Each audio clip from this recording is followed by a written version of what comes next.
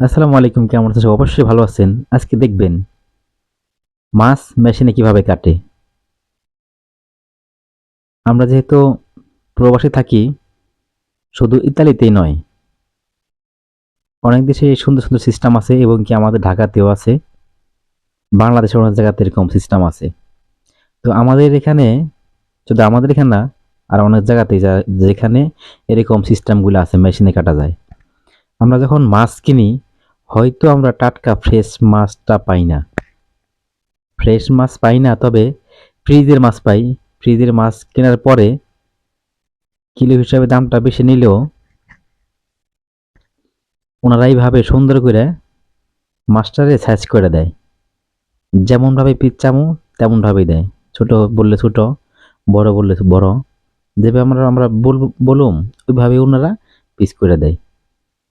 তো যেহেতু ফ্রিজের মাছ আর আমাদের সম্ভব না বাসায় এনে কাটা, আর ওরকম সময় থাকে না।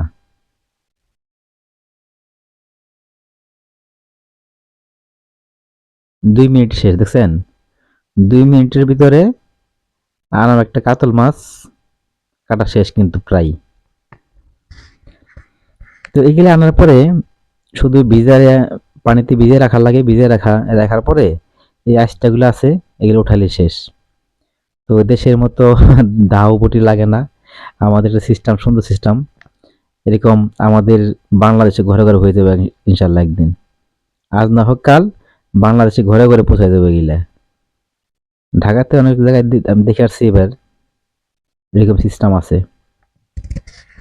তো অবশ্যই ভালো থাকবেন, আমার জন্য দোয়া করবেন। যদি ভিডিওটা ভালো লাগে অবশ্যই শেয়ার করবেন।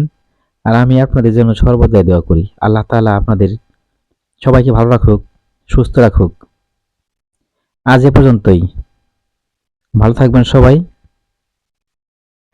আল্লাহ হাফেজ। আবার দেখা হবে কোনো ভিডিও নিয়ে। আর একটা কথা ভালো লাগলে অবশ্যই শেয়ার করবেন। আল্লাহ হাফেজ।